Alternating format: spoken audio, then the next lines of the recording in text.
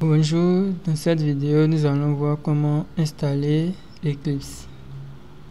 Avant nous allons aller sur Google et écrire dans le navigateur télécharger Eclipse IDE. On va rechercher Eclipse et là on va venir sur Eclipse et ensuite je vais télécharger cette version Eclipse IDE.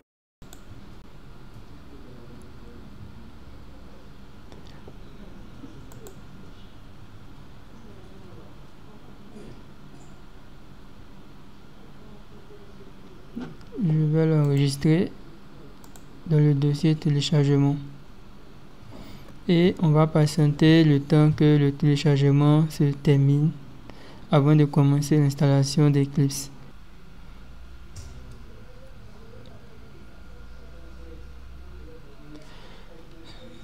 Maintenant que le téléchargement est terminé, on va cliquer dessus pour lancer l'installation.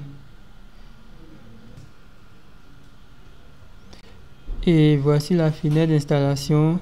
Nous allons récupérer Eclipse IDE pour Java Developer. Il y a plusieurs versions d'Eclipse. Il y a Eclipse pour PHP Developers. Si vous prenez Eclipse pour PHP Developers, ça va installer tous les plugins de développement avec PHP. Donc on va rester sur Eclipse IDE for Java Developers. Donc je clique dessus et ensuite je vais laisser tout ça par défaut cette version et je clique sur install et nous allons patienter. Là on nous propose d'accepter le contrat de licence, donc je clique sur accepter, mais je vous recommande de lire carrément le contrat avant d'accepter. Moi je vais cliquer sur accepter maintenant et on va patienter le temps que Eclipse soit vraiment installé. Ça peut prendre un moment, donc vous devez être patient. Ok, maintenant que nous avons terminé l'installation, on va cliquer sur le bouton Launch. C'est que si on clique sur le bouton vert pour démarrer et ça va lancer Eclipse.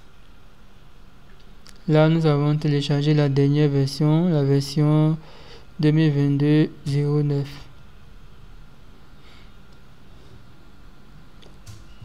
Lorsqu'on ouvre la première fois, on a cette fenêtre qui s'affiche. Ici c'est le répertoire par défaut, le workspace. Donc on a la possibilité de cliquer ici pour utiliser ce répertoire par défaut. Donc si on coche, ils vont plus me le demander. Donc je vais faire launch pour lancer Eclipse. Et voici l'interface d'Eclipse par défaut. Voici l'interface.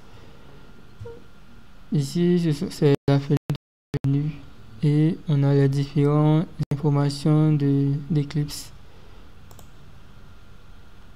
Donc je vais cliquer ici pour fermer l'interface de bienvenue. Ça ne va nous servir à rien. Et voici l'interface de bienvenue. Pour créer un nouveau projet, soit on va venir ici, Create et Java Project pour créer un nouveau projet Java, ou bien on va cliquer sur Create et Project. Si on clique sur Create et Project, on a la possibilité de choisir Java pour créer un projet Java, ou on peut aller directement sur Create et Java Project. Et là, il va nous permettre de créer un nouveau projet Java directement. Vous voyez là, ça va directement.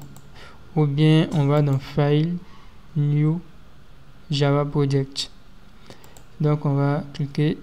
On va donner un nom à notre projet Java. Le nom, nous allons l'appeler Démo. Et on fait suivant.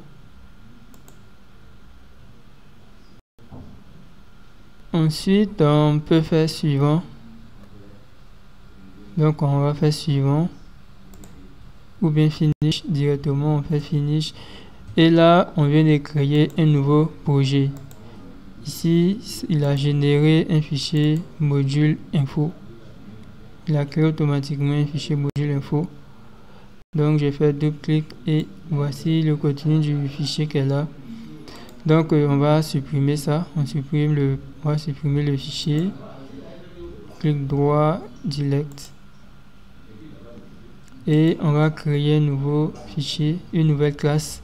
Donc, on va dans New. J'ai fait clic droit sur SSC. New class. Et je vais lui donner comme nom démo, où je vais mettre projet démo, et je vais cliquer ici pour générer la classe, la fonction main, public static void main, et je fais finish. Et il a généré la classe, le public class, le nom du projet, et il a généré la fonction static void main. Ici, c'est un argument, c'est le type de l'argument qu'elle a. Voici le nom de l'argument ARGS et son type qui est une chaîne de caractères. Donc ici, c'est un commentaire qui a été généré de façon automatique. Si je veux, je peux supprimer le commentaire, ça ne va me servir à rien vu que mon programme n'est pas très volumineux. Donc le premier code qu'on va faire, la dernière fois on avait écrit un programme où on a mis system.out.println et on a écrit bonjour tout le monde. Donc on va faire la même chose. Donc je fais system.out.println et on va écrire bonjour tout le monde. Si je laisse comme ça, vous voyez qu'il y a une erreur là. Et lorsque je lis bien, on me dit que j'ai oublié d'insérer un point virgule à cette ligne. Et lorsque je regarde, il y a un souligné en rouge. Et lorsque je mets le point virgule, vous voyez que tout devient propre. Je vais enregistrer et lorsque j'enregistre, je vais venir cliquer sur le bouton vert Run Project pour exécuter. Lorsque je vais cliquer, il va compiler et il va exécuter dans la console ici. Donc je crois qu'on va s'arrêter là pour cette vidéo. Vous savez maintenant comment télécharger et installer Eclipse.